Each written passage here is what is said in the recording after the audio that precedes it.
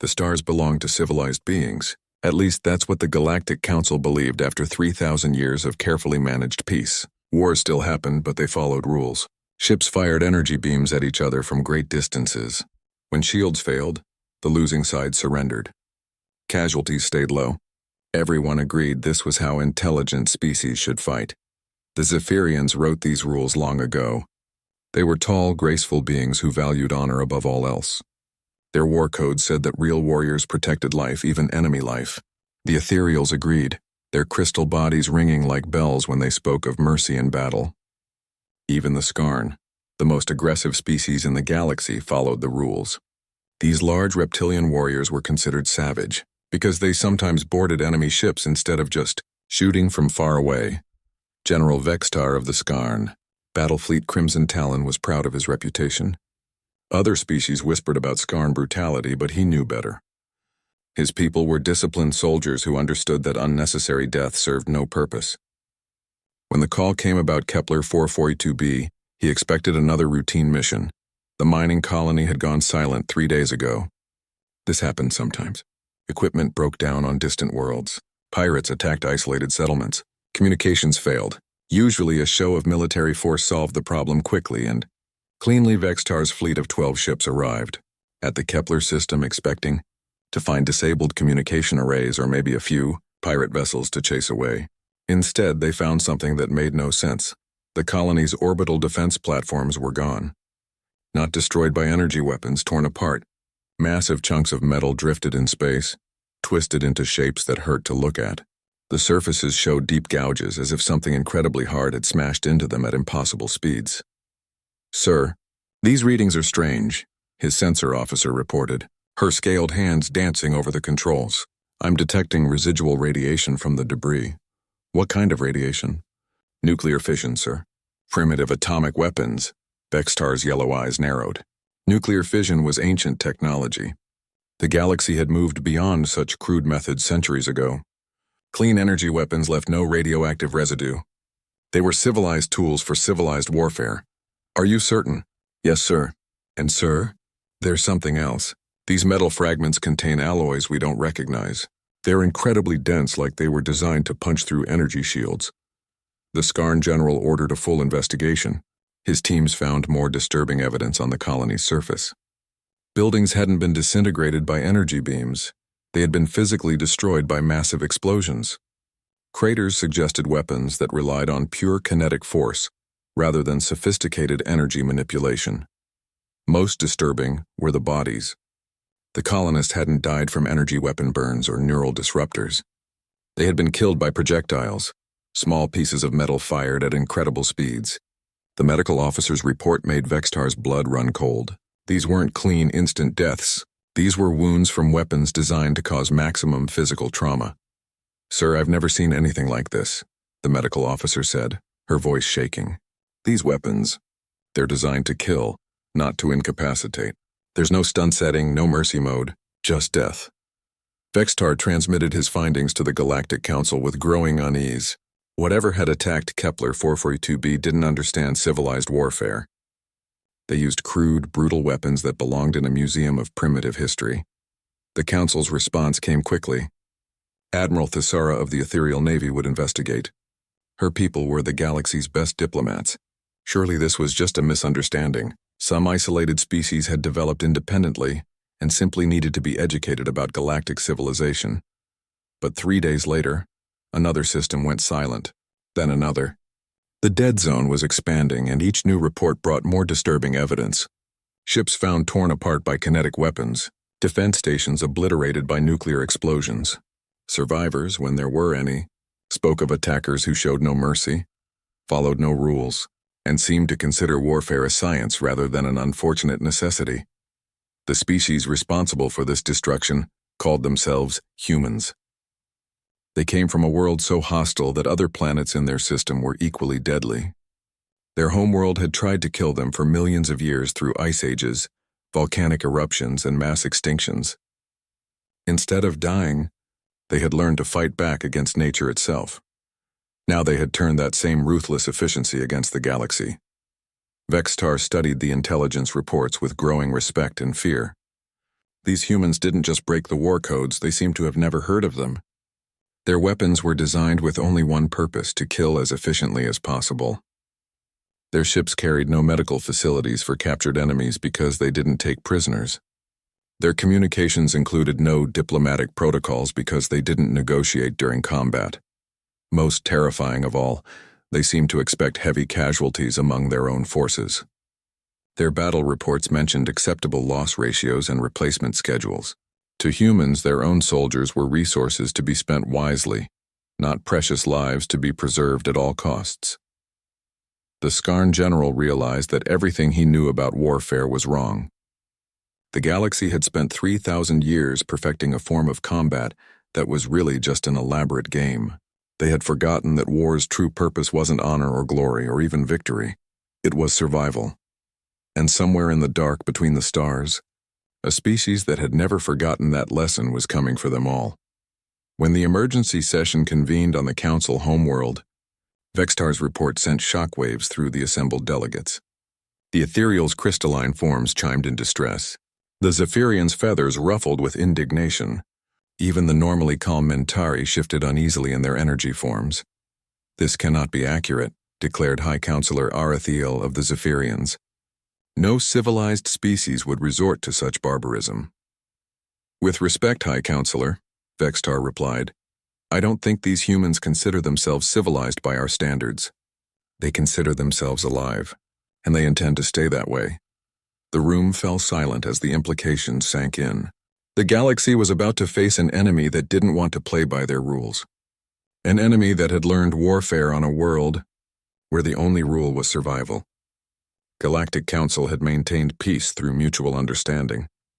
That some things were more important than victory, honor, mercy, the preservation of life. But the humans were coming, and they had learned a different lesson on their dying world. Nothing was more important than survival. Nothing at all.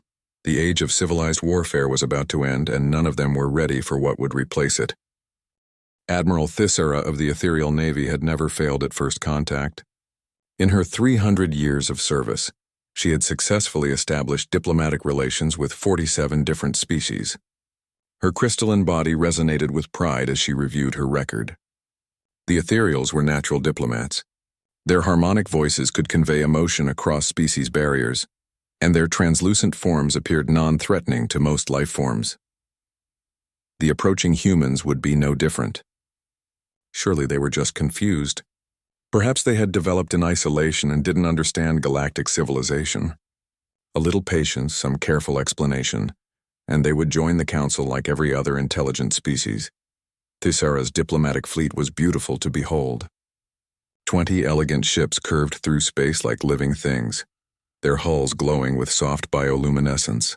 Each vessel carried linguists, cultural experts, and gifts carefully chosen to appeal to different species types. Her crew had studied the limited intelligence about humans and prepared accordingly. The first shock came when her sensors detected the human fleet. Their ships were hideous, angular blocks of dull gray metal that looked more like industrial equipment than vessels of exploration. No graceful curves, no artistic elements, no aesthetic considerations at all. Just thick slabs of armor plating layered over functional components. "Admiral, I'm reading extensive scarring on their hull surfaces," reported her sensor officer, his crystalline voice chiming with confusion. "It looks like battle damage, but the pattern suggests they've been repaired and reinforced rather than replaced." "Battle damage?" Thisera's form flickered with surprise. "Are they currently engaged in conflict?" "No, sir. But these ships have clearly seen extensive combat. And, sir, I'm not reading any energy shields. Their defensive systems appear to be entirely passive armor. This was unprecedented. Every spacefaring species used energy shields. Armor plating was primitive, inefficient, and impossible to repair quickly during battle. Yet the human ships were covered in the stuff, layer after layer of it. Thisera opened a communication channel using standard first contact protocols. Her voice rang out across the void, harmonically adjusted to convey peaceful intentions. "Unknown vessels. This is Admiral Thisera of the Galactic Council Diplomatic Corps. We welcome you to galactic civilization and wish to establish peaceful relations. Please respond on any frequency." The answer came immediately. transmitted in harsh mechanical tones with no attempt at harmonic courtesy. This is Admiral Chen of the Terran Defense Force. You have entered human space without authorization. You have 30 seconds to withdraw or we will consider you a hostile force. The translator system struggled with several human concepts. Hostile force translated easily enough, but Terran Defense Force came through as something like Dirt World Protection Army. Even more confusing was the human notion of unauthorized entry into space that contained no permanent installations. Thisara quickly composed her response, adding extra harmonic layers to convey peaceful intent. Admiral Chen, we mean no harm. We are representatives of the Galactic Council, a peaceful organization dedicated to mutual understanding between species. We have gifts and knowledge to share. Surely we can discuss. 20 seconds. The countdown continued with mechanical precision. Thisara's crew exchanged alarmed harmonics. This wasn't how first contact worked. There should be curiosity, questions about galactic civilization, some interest in trade or cultural exchange. Admiral Chen, please understand that we represent thousands of worlds living in peace. We have technologies that could benefit your people, medical advances, clean energy systems, faster-than-light communication networks. 10 seconds. Thisara's form pulsed with panic. She had never encountered a species so immune to diplomatic overture. We withdraw! We withdraw! Please, we only wish to talk. Time expired. You have been classified as a hostile force. The human ships moved with terrifying efficiency. No elegant maneuvers, no warning shots, no attempts to disable rather than destroy. They simply opened fire with weapons that defied every assumption about civilized combat. Kinetic projectiles slammed into Thisara's lead ships with devastating effect. The impacts punched straight through energy shields as if they didn't exist. Worse, the humans seemed to target critical systems specifically. Power cores, life support, ammunition storage. They're using solid projectiles, her weapons officer reported. His harmonic voice shattered with disbelief. Dense metal slugs accelerated to tremendous velocities. They're completely ignoring our shields. Return fire. Disable their weapons. But the ethereal energy beams splashed harmlessly against the human ship's thick armor. Weapons designed to overload shields and stun crews had no effect against raw metal plating. The humans absorbed the damage and kept firing. A human projectile punched through the hull of the diplomatic vessel Harmony's Song. Instead of a clean energy burn, it tore a massive hole through 3 decks, depressurizing entire sections and killing dozens instantly. The wounded ship tumbled away, atmosphere streaming from multiple breaches. Admiral, they're not targeting our weapons or engines, the tactical officer reported, his voice cracking with harmonics of pure terror. They're targeting life support, reactor containment, crew quarters. They're trying to kill us, not disable us. The realization hit Thisara like a physical blow. These humans weren't fighting to win. They were fighting to destroy. Completely. Permanently. They showed no interest in capturing ships, taking prisoners, or achieving strategic objectives. They simply wanted their enemies dead. More ships died in ways that violated every assumption about space combat. Human vessels rammed damaged ethereal ships instead of letting them surrender. Nuclear mines, detonated in patterns designed to maximize casualties rather than disable enemy formations. When a human boarding party cut through the hull of the diplomatic cruiser Crystal Harmony, Thisara got her first direct look at the aliens. They were bipedal mammals, shorter than most species but incredibly robust. They wore armored suits that looked like they could survive anything, and they carried weapons that fired solid projectiles at incredible speeds. The boarding party didn't demand surrender. They didn't announce their intentions. They simply began killing every ethereal they encountered with methodical efficiency. Their weapons punched through crystalline bodies like they were made of glass, shattering forms that had taken centuries to grow. Most horrifying was their behavior when wounded. An ethereal soldier, even a Skarn warrior, would seek medical attention after taking serious damage. These humans fought on with injuries that should have been crippling. One human continued advancing and firing even after losing an arm. Another used his dying moments to trigger an explosive that killed 3 more ethereals. In 12 minutes, Thisara's diplomatic fleet of 20 ships was reduced to 3 vessels limping away from the battle zone. Behind them, the humans methodically destroyed the wreckage to prevent anyone from learning their technology or recovering the bodies of the dead. As her ship fled through hyperspace, Thesara composed her report to the Galactic Council with hands that still trembled. She struggled to find words for what she had witnessed. The humans didn't just reject galactic civilization, they represented something entirely different. Something that had learned warfare on a world where mercy was weakness and survival required perfection and violence. Her final paragraph sent chills through every being who read it. The humans do not see war as we do. To them, combat is not a disagreement to be resolved with minimal casualties. It is a natural state requiring maximum effort. They do not fight to prove a point or achieve an objective. They fight because fighting is what they are. The galaxy has never faced anything like them, and I fear we are not prepared for what they will bring. The age of diplomatic solutions had just ended, and none of them had seen it coming. The emergency sessions never stopped. Day and night, representatives from across the galaxy gathered in the great crystal halls of the Council homeworld. Refugees poured in from systems on the human frontier, bringing stories that grew more terrifying with each telling. The humans weren't just conquering territory, they were converting entire civilizations to their way of thinking.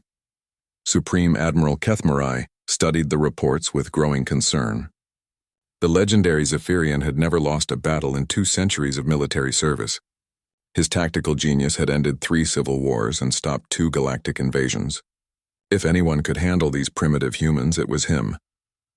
They're not following any recognizable strategy, he told the assembled war council, his golden feathers rustling with concentration. Traditional military doctrine says you secure supply lines, establish forward bases, consolidate territory. The humans do none of this. They simply advance, destroy everything in their path, and keep moving. The council chamber filled with nervous sounds from dozens of species. The ethereals chimed anxiously. The Mentari flickered through worried color patterns. Even the Skarn shifted uncomfortably in their seats. Perhaps we have underestimated their numbers, suggested Council Leader Vorthak of the Hegemony Coalition. His tentacled form writhed as he spoke. Intelligence reports suggest they possess fewer than 200 ships. 200 ships have conquered 8 systems in as many weeks, Kethmarai replied grimly. Either our intelligence is catastrophically wrong, or these humans fight with efficiency that defies every military principle we know. The debate continued for hours, but the conclusion was inevitable. The Galactic Council would mobilize the largest armada in recorded history, 2,000 ships from 17 species, representing every major military tradition in the galaxy. Surely even the brutal humans would surrender when faced with such overwhelming force. Kethmarai took command of the fleet with quiet confidence. His flagship, the Eternal Glory, was a masterpiece of Zephyrian engineering. Beautiful, elegant, and armed with the most advanced energy weapons in the galaxy. Around it sailed vessels from across known space, ethereal crystal ships that sang as they moved, Skarn battle cruisers built for boarding actions, Mentari energy frigates that could phase in and out of normal space. They met the human fleet at the edge of the Proxima system, 2,000 galactic ships against exactly 200 human vessels. The numbers should have made surrender immediate and obvious. Instead, Admiral Chen's response chilled every being who heard it. You brought a lot of targets. Kethmarai followed perfect military doctrine. His ships formed elegant battle lines at maximum engagement range. Energy weapons reached across space in beautiful, precise patterns designed to disable rather than destroy. The plan was simple. Overwhelm the human shields, force their surrender, then negotiate a reasonable peace. The first energy volleys struck the human ships and accomplished absolutely nothing. The crude metal armor absorbed beam after beam without apparent effect. Worse, the humans didn't even bother returning fire at such extreme range. They simply began accelerating toward the galactic fleet. Admiral, their ships are increasing speed beyond safe parameters, reported his sensor officer. If they maintain this acceleration, their crews will be crushed by gravitational forces. Impossible. No biological organism can survive those G-forces. But the humans kept accelerating. Their ugly, blocky ships built up velocity that should have liquefied any crew inside. When they finally came within weapons range, they opened fire with devastating effect. The kinetic projectiles tore through galactic ships like they were made of paper. Each impact sent shockwaves through entire formations. But what truly horrified Kethmarai was the humans' targeting strategy. They didn't aim for weapons or engines, they aimed for maximum casualties. Nuclear mines bloomed in patterns designed to catch retreating ships. Missiles followed ballistic trajectories that ignored defensive fire, seeking out crew compartments and life support systems. When human ships took critical damage, they didn't retreat for repairs. They rammed themselves into galactic vessels using their own destruction as a weapon. "Sir, the humans are exhibiting casualty rates over 40%, his intelligence officer reported, voice shaking. "They should have withdrawn by now. Their losses are unsustainable. Check your readings," Kethmarai ordered. No rational military force accepts such casualties. But the readings were correct. The humans were spending their own ships and crews like ammunition, trading lives for tactical advantage with casual efficiency. Worse, their damaged vessels didn't behave like wounded ships. They fought harder, as if approaching death made them more dangerous rather than less. A human boarding party breached the Eternal Glory's hull through methods that should have been impossible. They used shaped charges to blast through armor plating that energy weapons couldn't penetrate. Once inside, they moved with terrifying coordination through corridors designed to confuse invaders. Kethmarai got his first direct look at the enemy when a squad of human soldiers stormed his command bridge. They were smaller than most galactic species, but incredibly dense with muscle. Their equipment looked primitive: projectile weapons, explosive devices, basic armor. But they used these crude tools with lethal precision. The human leading the assault was missing one arm and had clearly taken severe internal injuries. According to every military manual Kethmarai had studied, such wounds should have incapacitated any soldier. Instead, this Marine sergeant continued fighting with single-minded determination. "Surrender and your crew will be spared," the human said through his translator, blood trickling from the corner of his mouth. "I am Supreme Admiral Kethmarai of the Galactic Defense Fleet," he replied with as much dignity as he could manage. "I have never surrendered, and I will not begin now." The human nodded approvingly. "Good. I respect that." Then he shot Kethmarai 3 times in the chest. As the Zephyrian admiral died, his last thought was a realization that would have changed everything if he'd had time to share it. The humans didn't fight for glory or honor or strategic objectives. They fought because their entire species had been shaped by a world that demanded perfection and violence. Every human was a weapon refined by millions of years of evolutionary pressure. The battle ended with the complete destruction of the Galactic Armada. Of 2,000 ships, fewer than 50 escaped to carry word back to the Council. The humans lost 97 vessels and nearly 40,000 crew members. They counted this as an acceptable exchange rate. In the aftermath, as human salvage teams stripped useful materials from the wreckage, Admiral Chen made a discovery that explained everything. The galactic ships carried extensive medical facilities for treating wounded enemies. They had prisoner-holding areas designed for comfortable confinement. Their weapon systems included stun settings and non-lethal alternatives. They really believed war could be civilized, he said to his staff, looking at the reports with something like pity. They spent 3,000 years forgetting what combat actually is. The galaxy was about to remember, and the lesson would be written in blood and fire by teachers who had learned it on a world where the only graduation was survival. Dr. Illithson had spent her entire career studying alien biology. The insectoid scientist from the academic consortium had cataloged life forms from across the galaxy, but nothing had prepared her for the human databases. Access to captured human records revealed a species that challenged every assumption about how intelligent life developed. She started her research expecting to find a typical evolutionary path: gradual development on a stable world, natural selection favoring intelligence over aggression, the usual progression toward civilization. Instead, she found a horror story that had been running for millions of years. Earth wasn't just a dangerous world. It was actively trying to kill everything on it. The planet had suffered through ice ages that lasted hundreds of thousands of years. Massive volcanic eruptions had blocked out the sun for decades at a time. Asteroid impacts had wiped out entire ecosystems. The atmosphere itself had changed composition multiple times, poisoning species that couldn't adapt fast enough. "This is impossible," she whispered, reading through geological surveys. No species could survive this level of environmental catastrophe. But humans hadn't just survived. They had thrived.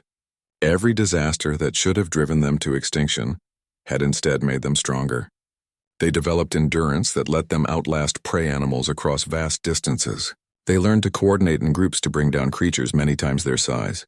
Most importantly, they developed the ability to ignore pain and injury in favor of completing critical tasks. The medical files were particularly disturbing. Human soldiers could fight with broken bones, punctured lungs, and severe blood loss. Their pain tolerance was so high that injuries which would incapacitate other species barely slowed them down. They had redundant organ systems and healing capabilities that bordered on miraculous. "Dr. Illithson, you need to see this," her research assistant called from across the laboratory. "I've been analyzing their industrial development patterns." The production data told another terrifying story. Human manufacturing wasn't based on efficiency or elegance. It was based on the assumption that everything would eventually break, wear out, or be destroyed. They built redundant systems for their redundant systems. Their factories were designed to keep operating even after taking massive damage. Even more disturbing was their approach to resource management. While other species developed sustainable extraction methods, humans strip-mined entire continents and then developed technology to restore the damage. They treated their own homeworld like a battlefield where victory required using every available resource. They don't think like other species, Dr. Illithson realized, her compound eyes scanning through tactical manuals. They approach every problem as if their survival depends on solving it perfectly. Because on their world it always did. The psychological profiles were worst of all. Human children played games that simulated combat. Their entertainment media featured stories about overcoming impossible odds through violence and determination. Their entire culture was built around the idea that existence was struggle, and struggle demanded excellence in warfare.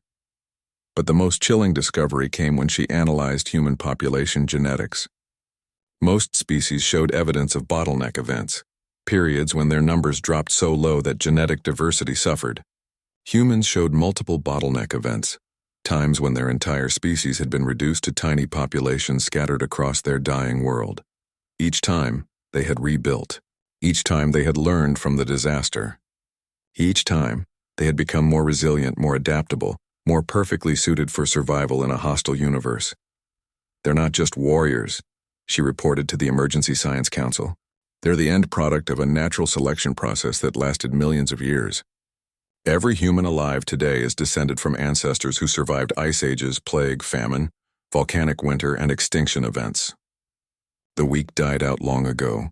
Her report spread through the galaxy like a plague of understanding. Species that had developed on stable worlds with predictable seasons and manageable challenges suddenly grasped what they were facing. Humans weren't cruel or evil. They were simply optimized for survival in ways that made them incompatible with galactic civilization. The refugee reports began making sense. Species that encountered humans weren't being conquered. They were being offered something the Council had never provided: the right to fight for their own survival instead of relying on others for protection. The mining guilds of Kepler 442b had joined the humans after their liberation. They spoke of human engineers who could work in environments that would kill other species, who treated industrial accidents as minor inconveniences, who approached every technical challenge as if failure meant death. The agricultural colonies of the Vega system had welcomed human protection after seeing what their new allies could accomplish. Human farmers could coax crops from poisoned soil. Human colonists could survive on worlds that other species had written off as uninhabitable. Human terraforming didn't just make planets livable. It made them fortress worlds that could sustain civilization through any disaster. "They're offering us something we've forgotten," reported the colonial administrator from New Geneva. "The knowledge that we can save ourselves, that we don't have to rely on the Council's protection or follow their rules. They're teaching us to be strong." Dr. Illithson's final report contained a warning that the Council chose to ignore. Humans don't see war as the opposite of peace. They see peace as preparation for the next war. Their entire civilization is designed around the assumption that conflict is inevitable. Survival requires strength, and strength demands constant improvement. They are not here to conquer us, they are here to teach us how to be unconquerable. The galaxy was dividing into two camps: those who clung to the Council's vision of civilized warfare and managed conflict, and those who had learned the Deathworld lesson that the universe was not kind, peace was not permanent, and the species that survived was the one that never stopped preparing for whatever came next. The Humans had spent 4 million years learning that lesson on a world that tested them with ice and fire and extinction. Now they were sharing that education with anyone willing to learn. The question was no longer whether humanity would conquer the galaxy. The question was whether the galaxy was ready to survive in a universe where the only protection was strength. And strength came from embracing the fundamental truth that had guided humanity since they first looked up at hostile stars. Anything worth protecting was worth fighting for. And anything worth fighting for was worth winning at any cost. The Deathworld had taught them well. Now it was the galaxy's turn to learn. The last battle of the old galactic order began at dawn over Zephyr Prime. The jewel of Council space hung like a perfect blue-green sphere against the stars, its crystal cities gleaming in the light of twin suns. It was the most beautiful world in known space, and today it would learn what beauty meant to a species raised on a dying planet. Admiral Chen stood on the bridge of the Terran flagship Indomitable, watching the final desperate stand of galactic civilization unfold before him. 300 Council ships formed defensive rings around their homeworld, representing every species, every military tradition, every hope for preserving their way of life. Against them came humanity's armada, not just human ships now, but vessels from dozens of species who had joined the Deathworld Alliance, former Council colonies who had learned that protection meant strength, and strength meant the willingness to pay any price for survival. "Admiral, we're receiving a final surrender offer from the Council," his communications officer reported. Chen read the message without expression. The same promises as always: peaceful coexistence, shared technology, cultural exchange. They still didn't understand. This wasn't about conquest or resources or territory. This was about teaching the galaxy a lesson that Earth had been teaching for 4 million years. "Send our response," he ordered. The message was simple. The universe is not kind. Peace is not permanent. Learn to be strong. The Council fleet opened fire first, energy beams lancing across space in perfect formations. It was beautiful to watch, elegant, precise, carefully controlled to minimize casualties even in this final moment. They were still trying to fight a civilized war. The human response shattered every assumption about space combat. Kinetic weapons punched through energy shields like they were made of paper. Nuclear mines bloomed in patterns designed to maximize destruction, rather than strategic advantage. Human ships accelerated beyond safe parameters, their crews enduring crushing G-forces that would liquefy other species. But the real revelation came when the boarding actions began. Council Marines fought bravely, but they fought to capture and disable. Human boarding parties fought to kill and destroy. When human soldiers took fatal wounds, they used their dying moments to arm explosives or hold positions long enough for their comrades to advance. The Council's greatest shock came when they realized many of the ships attacking them weren't crewed by humans at all. The Kepler Mining Guild's flew vessels armed with industrial equipment turned into weapons. The Vega agricultural colonies had converted cargo ships into kinetic bombardment platforms. Former Council citizens had embraced the Deathworld philosophy with terrifying enthusiasm. "They're not being conquered," the dying Council leader Vorthak whispered, as human soldiers breached his command center. "They're being liberated," it was true. The species joining humanity weren't surrendering. They were graduating. They were learning that they didn't need the Council's protection if they were willing to protect themselves. They were discovering that following the war codes was optional, but survival was not. The battle above Zephyr Prime lasted 6 hours. When it ended, the Council fleet was gone. Not captured, not disabled, not forced to retreat, completely destroyed. The humans had learned long ago that leaving enemies alive just meant fighting them again later. Admiral Chen descended to the planet's surface with a small escort. The crystal cities were intact. Humanity had no interest in destroying beauty for its own sake. But the government buildings that had housed 3,000 years of carefully managed galactic peace were in ruins. The remaining Council members met him in what had once been the Great Assembly Hall. They were a pathetic sight, beings who had spent their entire lives believing that intelligence meant avoiding conflict, that civilization required limiting violence, that wars could be fought with honor and mercy. "You have won," High Counselor Arathiel said, his golden feathers dulled with defeat. "What are your terms?" Chen looked at the assembled representatives with something that might have been pity. "You still don't understand. This isn't about winning. This is about surviving. He activated a holographic display showing the galaxy as it existed now. Human space was marked in red, but it wasn't the solid block of conquest the Council expected. Instead, it was a network of independent systems, each one allied with humanity but governing themselves. "We're not here to rule you," Chen explained. "We're here to teach you how to rule yourselves. The universe is full of things that want to kill you. Supernovas, gamma-ray bursts, asteroid impacts, hostile aliens you haven't met yet. The Council kept you weak by protecting you from everything. We're going to make you strong by teaching you to protect yourselves. The new galactic order wouldn't be built on the Council's elegant protocols and minimal casualties. It would be built on the Deathworld principle that had kept humanity alive through ice ages and mass extinctions. Anything worth protecting was worth fighting for, and anything worth fighting for was worth winning at any cost. Species across the galaxy would learn to build redundant systems because equipment failed. They would learn to accept casualties because war was inevitable. They would learn to fight without mercy because the universe showed none. Most importantly, they would learn that peace wasn't the absence of conflict. It was the presence of strength sufficient to discourage aggression. "The galaxy is going to change," Chen told the defeated council leaders. "You can be part of that change or you can be left behind. But the age of civilized warfare is over. From now on, we fight to win, we build to last, and we never ever assume that the universe cares about our survival." He turned to leave, then paused at the doorway. "Your people can join the Alliance anytime they're ready to learn. The first lesson is simple. The only protection is strength. The second lesson is that strength comes from within, not from others." As the Terran forces departed Zephyr Prime, they left behind a galaxy forever changed.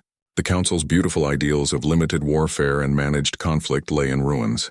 In their place rose something harder, more practical, and infinitely more suited to survival in a universe that had never promised to be kind. The humans had done what they came to do. They had shared the lesson their dying world had taught them across 4 million years of evolutionary pressure. The species of the galaxy could learn it or ignore it, but they could never again claim they hadn't been warned. Chen's final log entry would become required reading in military academies across human space. They thought they knew war, but war isn't something you know, it's something you become. Today the galaxy learned what we learned long ago. The universe doesn't care if you live or die. The only thing that matters is whether you care enough to do whatever it takes to survive. The stars belong to the strong now, and for the first time in galactic history, every species had the chance to learn just how strong they could become.